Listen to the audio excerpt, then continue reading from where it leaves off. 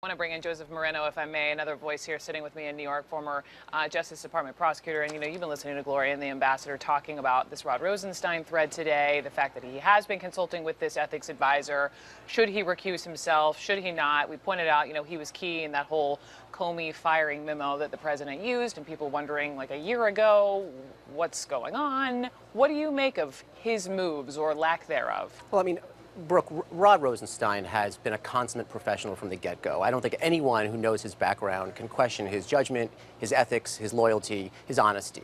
So I have full confidence that he did the right thing then. He's doing the right thing now by running this past ethics officials. And if they told him all along that he can supervise the investigation, despite the fact that he may have been a potential witness back then, it seems to me it makes sense that he would continue doing his job until and unless he's interrupted.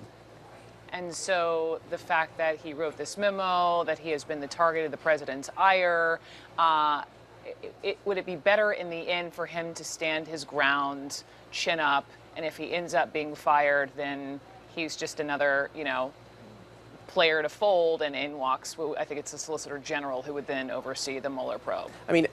That's his play. It's absolutely stand your ground. He is a career prosecutor. He knows right from wrong. He has seen tough times, perhaps not this tough, but at the end of the day, he has to do what he thinks is right, and I'm confident that he will. Okay, let me move on and get to the Scooter Libby news, just another huge headline today. So here's the deal, that the president has just pardoned Scooter Libby. He was chief of staff for Vice President Dick Cheney, convicted of perjury in 2007 in the investigation into who leaked the identity of CIA operative Valerie Plame. Libby's sentence has now been commuted by Bush 43, but now Trump has pardoned him. And so Ambassador Eisen, a lot of people have been wondering, wow, all of a sudden the timing, the message, looking at what he was in trouble for. Who is this actually? Is it a message to Mueller, Rosenstein, eyewitnesses? How do you interpret this? Brooke, Scooter Libby is a good and decent person. He says that he's maintained his innocence throughout. I won't opine on that. A jury found him guilty. But it's a shame that he's being used by the president now, I think, to send a message. Perjury, obstruction of justice. Hey, people in Trump world, don't worry about it, the president is saying. I have the pardon pen. Something similar happened before with the Arpaio pardon, when the investigation was first beginning to spin out of control. People thought that was a message as well. I think the president should not be too confident, Brooke, that pardon pen has all the power that he thinks it has. Because like any other government power, if it's done with corrupt intent to cut off the investigation of him or other people. There was speculation at one point about a self-pardon. No, the Constitution doesn't allow those kind of, despite the extraordinary breadth of the pardon power, there are limits. You can't take a bribe for a pardon, and neither can you use it in a corrupt way. And then, last thing, the state attorneys general are coming behind. The president can only pardon federal offenses, but a lot of the stuff that Mueller has gotten into, the trouble that Cohen clearly is in with a lawyer's office raid, that's an extraordinary thing. DOJ believes they have strong evidence of crime. Those are also state offenses. And do you think the attorneys general are just going to stand by and let the president make a mockery of the American rule of law? No way. Well, and let me suggest that there might be just a little bit of a political component here, which is that the special counsel, in this case Patrick Fitzgerald, was appointed by one James Comey. That's right. And so is it a coincidence that the week the Comey book is coming out, the president is furious about the Russia investigation? Comey is saying very critical things about the president, both personally and professionally, in this book. That the timing of this, I'm not saying that the president wouldn't have done it, and was recommended to do it, by the way. Victoria Tensing, who is Scooter Libby's attorney, don't forget, she and her husband met with the president the other week when the president was considering putting them on the legal team, you know, maybe this came up in the conversation. Who knows? I mean, they've been representing him for quite some time. So you put all of these things together, and it is interesting, not surprising, but the timing to me is something I think we ought to be looking at. Sure. Let me just read this. This is what we just got from Scooter Libby in a statement. Quote, "My family and I are immensely grateful to President Trump for his gracious decision to grant a pardon. For over a dozen years, we have suffered under the weight of a terrible injustice. To his great credit, President Trump recognized this wrong and would not let it persist." I want to ask everyone to please stand by. We have more breaking news this afternoon. This court battle playing out right now that I alluded to a second ago over those FBI raids earlier this week of Michael Cohen, Trump's personal attorney. Cohen's lawyers are fighting to keep some of that seized material under wraps. This amid reports of Cohen's role in negotiating another hush payment involving a former Playboy model. Do not move. You're watching CNN. More to come. We'll be right back. We are back on a Friday. You're watching CNN. I'm Brooke Baldwin. A surprise courtroom entry in the Michael Cohen case today, making arguments on behalf of the president. This new lawyer hired by Trump, now engaged in this back and forth over evidence collected in Monday's FBI raids of Cohen's office, hotel, and home. Cohen is fighting to block that evidence release, which reportedly includes both documents and taped recordings. The judge is also looking at a new 22-page filing just submitted by the Department of Justice. We are also following new reporting that Cohen reportedly negotiated a $1.6 million settlement for a top Republican fundraiser involving a Playboy playmate. So let's start there.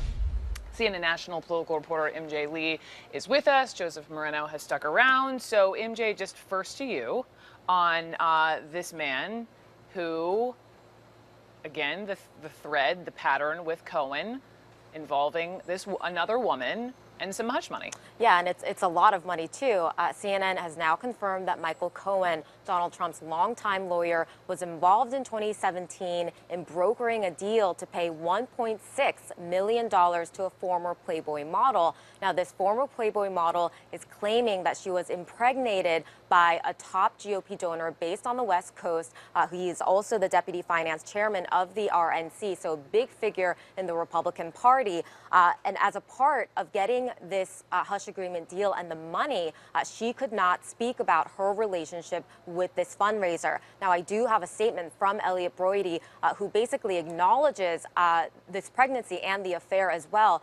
Here's a part of what it said. It said, "First, I would like to sincerely apologize to my wife and family for the hurt that I have caused. I acknowledge I had a consensual relationship with a Playboy playmate. At the end of the relationship, this woman shared with me that she was pregnant. She also decided that she did not want to continue with the pregnancy, and I offered to help her financially during this difficult period.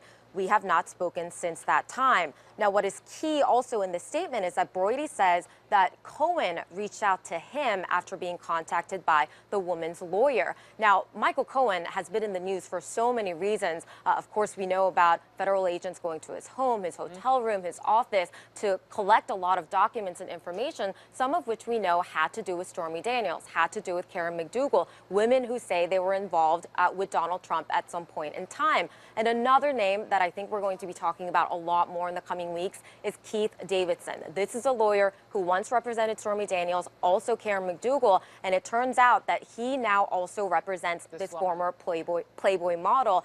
So the web actually keeps growing, but the number of people in that web that we're aware of, not that many people, repeated names. Okay, so turning to you now, because this is the kind of information that presumably those FBI agents were able to obtain when they raided the office, the home, the hotel of Michael Cohen. In addition, we're hearing perhaps even audio recordings, right? He had a penchant for recording conversations he had.